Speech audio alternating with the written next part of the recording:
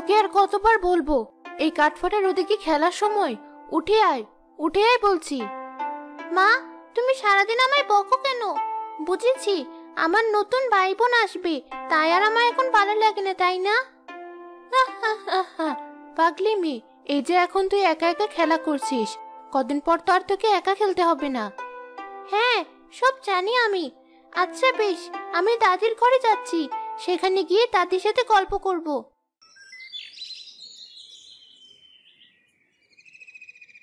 আরে রফিক ভাই, মুখ ফিরে চলে যাচ্ছ যে? দেখো আজ কি মাছ এনেছি।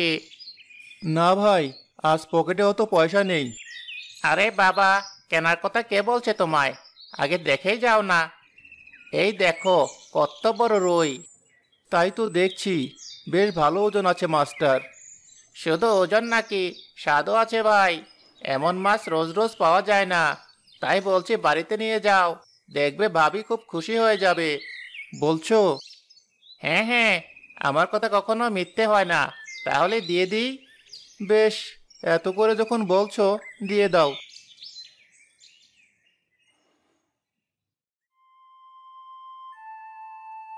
তুমি আবার এতগুলো টাকা নষ্ট করে এত বড় মাছ কিনে এনেছো? তোমার কবে বুদ্ধি শুতে হবে? একে তো ঋণের বোঝায় জর্জরিত, তার উপর খরচের হাত বেড়েই চলেছে। রাগ করছো কেন? আজ তো হাটবার, বাড়ি ফেরার সময় মাছটা চোখে পড়লো, তাই তো নিয়ে এলাম। কতদিন পর এত বড় রুই পেলাম বলো তো? হ্যাঁ, মাছ এনে আমায় উদ্ধার করেছো। সামনে আমাদের অনেক খরচ, এখন অন্তত একটু বুঝে শুনে খরচ করো। সেই একই কথা বারবার বলো না তো। তাছাড়া এ সময় তোমার একটু ভালো মন্দ খেতে হবে, তাই তো এটা নিয়ে এলাম। যাও, এবার কেটে কুটে রান্না করো, আমাকে আর জ্ঞান দিতে এসো না। বাহ, খোকা তো আজ বেশ বড় একটা মাছ এনেছে।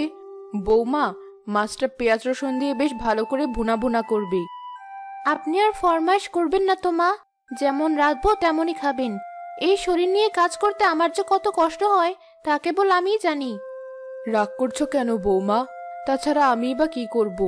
বয়স হয়েছে, ঠিকঠাক নড়তে চড়তেই পারি না, তার উপর ঘরের কাজ করব কি করি? এতই যদি নড়তে না পারেন, এখানে আবার আসলেন কেন? যান ঘরে যান, রান্না হলে ঘরেই দিয়ে আসবো।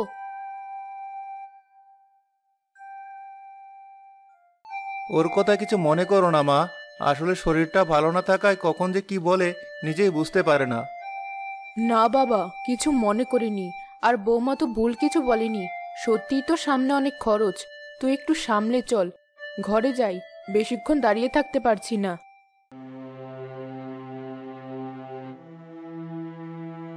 এ কি, এটা ঝোল নাকি ঘাটের পানি? এত দাম দিয়ে অমন সুন্দর মাছ কিনলাম, আর তুমি কিনা এভাবে রান্না করেছো? অত কথা না বলে খাও, এই সময় সবাই বিশ্রামে থাকে, আর তোমরা সারাদিন আমায় দাসের মতো কাটাচ্ছ। খোকা, বৌমাকে অমন করে বলিস না, মেয়েটা যেমন পেরেছে তেমন রেঁধেছে। শোনো মা, শাক দিয়ে মাছ ঢাকতে এসো না। কষ্ট করে আয় করে আনা মাছ আমার, তাই এমন নষ্ট করবে? এমন ভাবে বলছো যেন আমি ইচ্ছে করে নষ্ট করেছি। যেমন রেজেছি খেতে পারলে খাও, নইলে কালকে থেকে হোটেল থেকে খাবার আনবে। কি বললে? দেখো গিন্নি, দিনকে দিন তোমার খেটর মেটর কিন্তু বেড়েই চলছে। ধুর, বাড়িতে আসতে আর ভালো লাগে না। ঠিক বলেছো বাবা, মা আমাকেও সারাক্ষণ বকাঝকা করে। এতই যখন খারাপ লাগে তাহলে আসো কেন? যাও, বাইরে গিয়ে পড়ে থাকো। তোমার সাহস তো মন্দ না, আমার সামনে তুমি মেয়েটার গায়ে হাত তুললে। হাত তুলেছি, বেশ করেছি, আরো তোমার একার মেয়ে না। বেশ, তুমি খাও তোমার রান্না, আমি বাইরে চলে যাচ্ছি। খোকা, সামনের ভাত ফেলে যাস না, আয় বাবা, ফিরে আয়। এ কি বৌমা, তুমি আবার কোথায় যাচ্ছ? কোথায় আর যাব, নিজের ঘরেই যাচ্ছি, এছাড়া আর কোথায় যাব?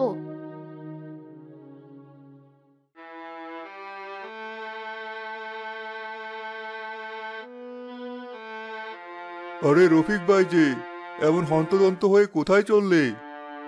আর বলো না ভাই, ঘরে শান্তি না পেলে বাইরে তো যেতেই হবে।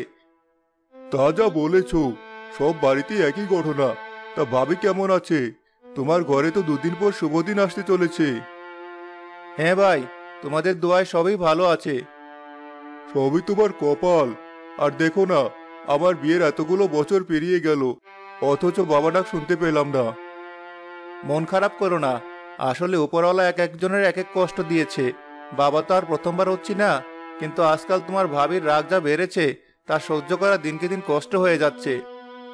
সে ভাই তুমি যাই বলো, আমার জীবনে যদি এমন দিন আসতো তাহলে আমি আমার বউকে মাথায় করে রাখতাম। আর ভাবিকে দেখো, এই সময় ও একা হাতে সবটা কেমন সামাল দিচ্ছে। ঠিকই তো, আমি শুধু শুধু আমার বউকে ভুল বুঝছি। আমারই ভুল, এ সময় ওকে দিয়ে এতটা কাজ করানো উচিত না। কি হলো রফিক ভাই, চুপ করে রইলে যে? না ভাই, তুমি ঠিকই বলেছ, আমি শুধু শুধু তোমার ভাবির উপর রাগ করেছিলাম। এই যা, আকাশের অবস্থা দেখছি ভালো না। ঠিকই বলেছ, বৈশাখের আকাশ, কখন যে রোদ আসে আর কখন যে মেঘ কিছুই বোঝা যায় না। মনে তো হচ্ছে জ্বর আসবে। আমার বাড়ির অবস্থা ভালো না, জ্বর আসার আগেই সব ঠিকঠাক করতে হবে। তাহলে আর দেরি করো না, যাও যাও, তাড়াতাড়ি বাড়িতে যাও। আর হ্যাঁ, ভাবির দিকে খেয়াল রেখো। হ্যাঁ ভাই, আসি তাহলে।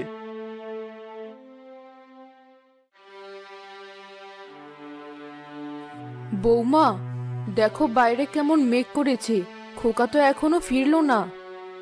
ওসবের আমি কি জানি, রাগ দেখিয়ে গেছে, যাক না, যখন ইচ্ছে হবে নিজেই চলে আসবে। আপনি ঘুমান, আমাকে আর জ্বালাবেন না। তুমি ঠিকই বলেছ বৌমা, আমি তোমাদের খুব জ্বালাই। এবার উপরওয়ালা আমাকে ডেকে নিলেই হয়, তাহলে আর কাউকে জ্বালাবো না। শুনুন মা, এখন একটু শান্ত হয়ে ঘুমান। আপনার ছেলে তো আর ছোট না, সে ঠিক বাড়ি ফিরে আসবে। তাছাড়া এই শরীর নিয়ে আমি কোথায় খুঁজবো তাকে? বৌমা, আমার পাশে এসে একটু বসবে মা? এই তো মা, বসেছি।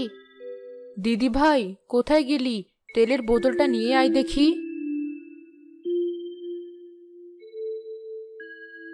এই নাও দাদি, কিন্তু তেলের বোতল দিয়ে তুমি কি করবে? কি আর করব, তোর মায়ের মাথায় দিয়ে দেব। কিন্তু মা। আমি জানি বৌমা, এই সময় শরীরের সাথে সাথে মনেরও পরিবর্তন হয়। তাছাড়া তোমাকে সারাদিন কত কাজ করতে হয়, তাই তো সারাক্ষণ রাগারাগি করো। কি করব মা, আমি তো অপারগ। না না মা, আসলে আমারও যে কখন কি হয় নিজেই বুঝতে পারি না। সেজন্যই তো তোমাকে এখানে বসতে বললাম। আমি মাথায় তেল দিয়ে দেই, দেখবে খুব আরাম লাগবে।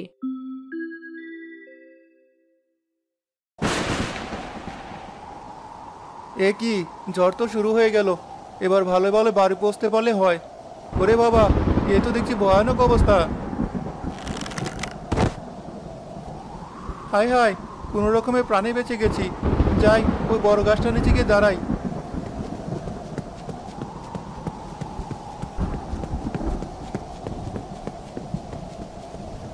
এ কি বুড়িমা, আপনি কে? আপনাকে তো এই গ্রামে আগে কখনো দেখিনি। এই ঝড়ের মধ্যে এখানে কি করছেন আপনি?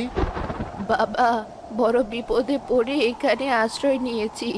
আমার বাড়ি পাশের গ্রামে, মেয়ের বাড়ি থেকে ফিরছিলাম, এর মাঝেই ঝড় শুরু হয়ে গেছে। এখন যে কোথায় যাব কিছুই বুঝতে পারছি না। হ্যাঁ, তাই তো দেখছি।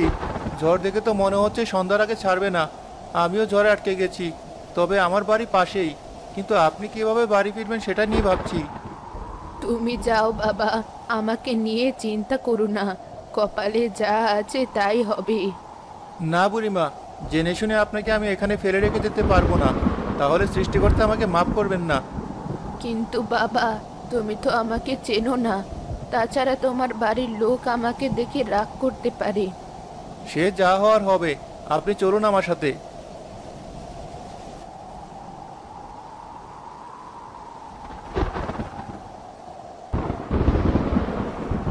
মা, আমার খুব ভয় করছে, দেখো ঘরের চালটা কেমন নড়ছে।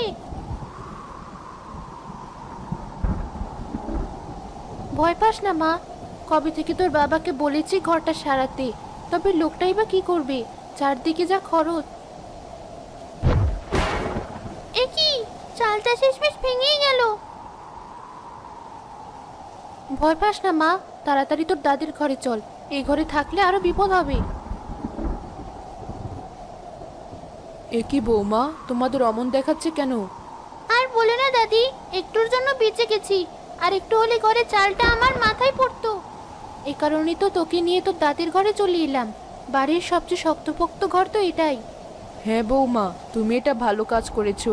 আয় দিদি ভাই, আমার কাছে এসে বস। কিন্তু ছেলেটা যে কোথায় আছে, ও না আসা পর্যন্ত মনটা ভালো লাগছে না। হ্যাঁ মা, এবার তো আমারও চিন্তা হচ্ছে। ওই সময় অমন আচরণ করাটা আমার মোটেও ঠিক হয়নি। এবার তাহলে বুঝতে পেরেছো? হ্যাঁ, বুঝতে পেরেছি। এবার শান্ত হয়ে একটু শুয়ে থাকতো। ঋতুর মা, কোথায় গেলে? তাড়াতাড়ি একবার বাইরে এসো। তুমি এসেছো? চিন্তায় আমার মাথা খারাপ হয়ে যাচ্ছিল। বাইরে যা ঝড় হচ্ছে। হ্যাঁ, কালবৈশাখী শুরু হয়েছে। ভালোই ভালো যে বাড়িতে ফিরতে পেরেছি, এটাই কপাল। উনি কি? আসুন বুড়িমা, ভেতরে আসুন।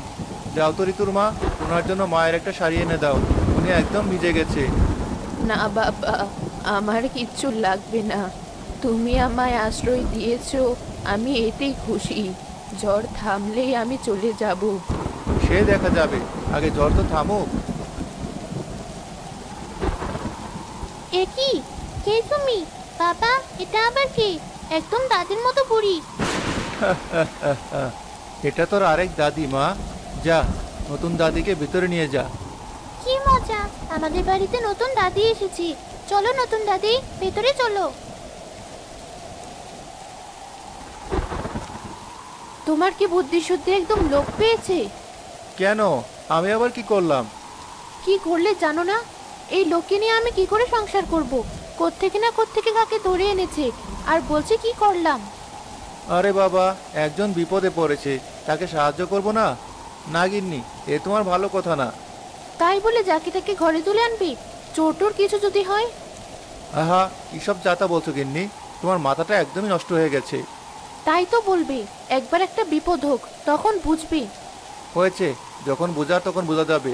যাও, এখন অতিথির জন্য কিছু খাওয়ার ব্যবস্থা করো। অতিথি না চোর সময় হলেই বুঝবে। যত সব আদিক্ষেতা। এই ঝড়ে নিজেরা কি করে বাঁচবো, কি করে খাবো তার ঠিক নেই। আর উনি নাকি অতিথি নিয়ে এসেছে। আমার পেট হঠাৎ তো ব্যথা করছে কেন? তাড়াতাড়ি একবার এদিকে এসো, মরে গেলাম আমি। এ কি গিন্নি, কি হয়েছে তোমার? উঠো, উঠো, উঠো দেখি। ব্যথায় মরে গেলাম, আমি যে আর সইতে পারছি না। এখন আমি কি করি? চলো, ওই ঘরে চলো। খোকা, বৌমাকে তো এখনই হাসপাতালে নিতে হবে। কিন্তু মা, এই ঝড়ের মধ্যে আমি কি করে ওকে হাসপাতালে নিয়ে যাব?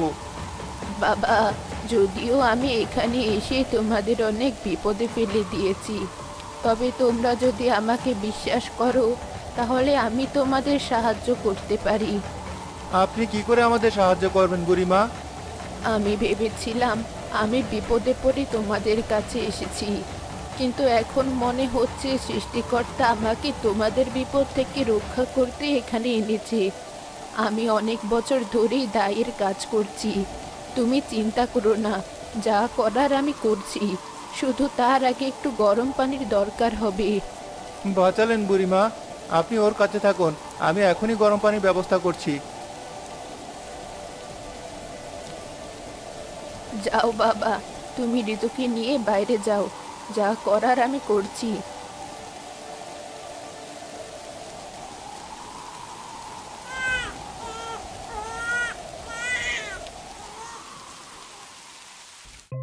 এই নাও বাবা, তোমার ছেলে হয়েছে। বুড়িমা, সত্যি আজ আপনি জীবন বাঁচাতে এসেছেন। আপনি না থাকলে আজ যে আমাদের কি হতো। হ্যাঁ বোন, খোকা ঠিক কথাই বলেছে। আমাকে ক্ষমা করে দিবেন বুড়িমা। না বুঝে আপনাকে নিয়ে অনেক বাজে চিন্তা করেছি, কিন্তু এখন বুঝতে পারছি আপনি না থাকলে আমার ছেলে আর আমি কেউই হয়তো আজ আর বাঁচতাম না। ছি ছি মা, ও কথা বলতে নেই। সৃষ্টিকর্তা তোমাদের ভালো রাখুক। ঝড় থেমে গেছে, এবার আমি যেতে পারি। না না বুড়িমা, আপনাকে এত সহজে যেতে দিচ্ছি না। কি বলো গিন্নি? ঠিকই তো, আপনি আমাদের অতিথি। এই রাতের বেলা আপনাকে আমরা যেতে দেব না। আজ থেকে কাল ভালো মন্দ খেয়ে তবেই আপনার যাওয়া হবে, তার আগে না।